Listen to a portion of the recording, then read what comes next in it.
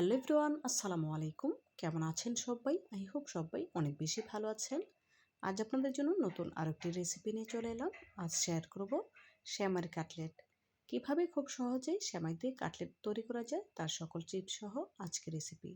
তো বন্ধুরা, কথা না বাড়িয়ে চলুন সেমাইয়ের কাটলেট তৈরির মূল প্রস্তুত প্রণালীতে যাওয়া যাক। সেমাইয়ের কাটলেট তৈরি করার জন্য এখানে হাফ প্যাকেট লম্বা সেমাই বা বারমিচেলি সেমাই নিয়েছি। এখন সেমাইটাকে আমি একটি মিক্সিং বলে তুলে নিচ্ছি। হাত দিয়ে খুব ভালোভাবে সেমাইটা গুঁড়ো করে নিতে হবে। দেখুন, সেমাইটা আমি খুব ভালোভাবে গুঁড়ো করে নিচ্ছি। সেমাইটা পুরোপুরি গুঁড়ো করা হয়ে গিয়েছে, দেখি বুঝতে পারছেন।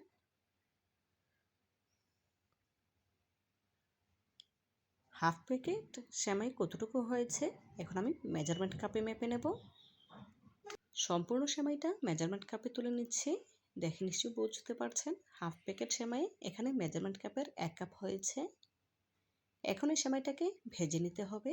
ভেজে নেওয়ার জন্য চুলায় একটি প্যান বসিয়ে নিয়েছি। প্যানে দিয়ে দিচ্ছি 1 টেবিল চামচ ঘি। ঘি যখন গরম হয়ে আসবে তখন ভেঙে গুঁড়ো করে নেওয়া সেমাই সম্পূর্ণটাই ঢেলে দেব। দেখুন, সম্পূর্ণ সেমাইটা ঢেলে দিয়েছি।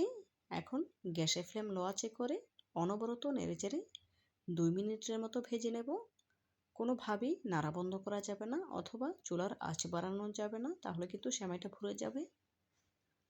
অবশ্যই গ্যাসের ফ্লেম লো আঁচে রেখে সেমাইটাকে ভেজে নেব। দেখুন, প্রায় 2 মিনিটের মতো ভেজে নিয়েছি। সেমাইটা আমার ভাজা হয়ে গিয়েছে।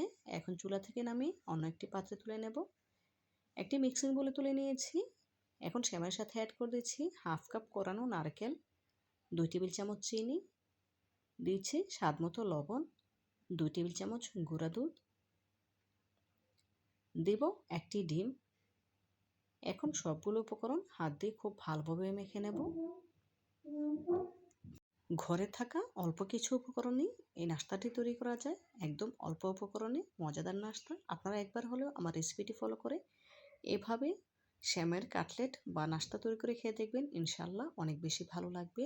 যারা খেয়েছেন তারা তো জানেন এই নাস্তাটি কতটা সুস্বাদু, আর যারা এখনও খাননি তারা অবশ্যই একবার হলেও বাসায় ট্রাই করবেন। দেখুন, মেশিনে হয়ে গিয়েছে। আর এখানে আমি একটি বয়ামের মোখা নিয়েছি, তাতে আগে থেকে ঘি ব্রাশ করে নিয়েছিলাম। এখন এই মিশ্রণ থেকে অল্প অল্প করে এই মুখাতে আঙুলের সাহায্যে চেপে চেপে নিচ্ছি। এভাবে করে নিলে সবগুলো একই সাইজের হবে, দেখতে ভালো লাগবে। তবে আপনারা অন্য যে কোনোভাবেই তৈরি করে নিতে পারেন, কোনো অসুবিধা নেই। দেখুন, সবগুলো তৈরি করা হয়ে গিয়েছে। এখন ভেজে নেওয়ার পালা। ভেজে নেওয়ার জন্য চুলে একটি প্যানে দিয়েছি পরিমাণ মতো সয়াবিন তেল। এই কাটলেটগুলো খুব বেশি তেলে ডুবো তেলে ভাজা যাবে না, অল্প তেলেই ভেজে নিতে হবে। তেল যখন কুসুম গরম হয়ে এসেছে তখন কাটলেটগুলো দিয়ে দিচ্ছি ভেজে নেওয়ার জন্য। কোনোভাবেই এই কাটলেটগুলো হাই হিটে করে ভাজতে যাবেন না বা বেশি গরম তেলে ছাড়তে যাবেন না, তাহলে কিন্তু কাটলেটগুলো ভেঙে যাওয়ার সম্ভাবনা আছে। সেজন্য চুলার আঁচ লো হিটে রেখে এই কাটলেটগুলো ভেজে নিতে হবে। দেখুন, প্রথম অবস্থাতে এই কাটলেটগুলো অনেক বেশি নরম থাকে, সেজন্য আমি ওপর থেকে কিছুটা তেল ছিটিয়ে দিচ্ছি যাতে করে ওপরটা ড্রাই হয়ে আসে, আর তখন উল্টে নেব। দেখুন, এই পর্যায়ে কাটলেটগুলো অনেকটাই ড্রাই হয়ে এসেছে আর আমি উল্টে নিচ্ছি।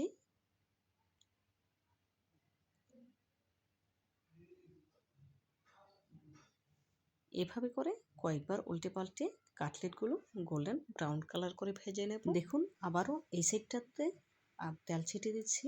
এভাবে করে তেল ছিটিয়ে দিলে কাটলেটগুলো অনেক বেশি মুচমুচে হবে।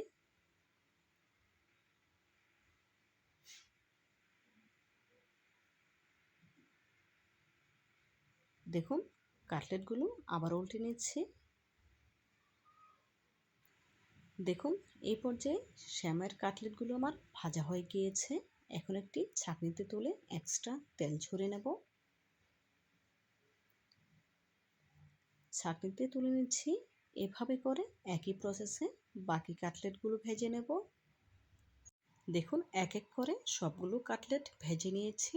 ভেজে নেওয়া কাটলেটগুলো এখন একটি সার্ভিং প্লেটে সার্ভ করে নিয়েছি। মাশাআল্লাহ, দেখুন কতটা সুন্দর এবং লোভনীয় হয়েছে। দেখতে যতটা সুন্দর হয়েছে, খেতে তার থেকেও অনেক বেশি মজার। আপনারা একবার হলেও আমার রেসিপিটি ফলো করে এভাবে শ্যামের কাটলেট তৈরি করে খেয়ে দেখবেন, ইনশাআল্লাহ অনেক বেশি ভালো লাগবে। এখন আপনাদের দেখিয়ে দিচ্ছি কাটলেটগুলো কতটা মুচমুচে হয়েছে। এখন একটি কাটলেট আপনাদের ভেঙে দেখাবো। দেখুন মাশাআল্লাহ কতটা সুন্দর হয়েছে। তো বন্ধুরা, আজকের মতো বিদায় নিচ্ছি। আল্লাহ হাফেজ।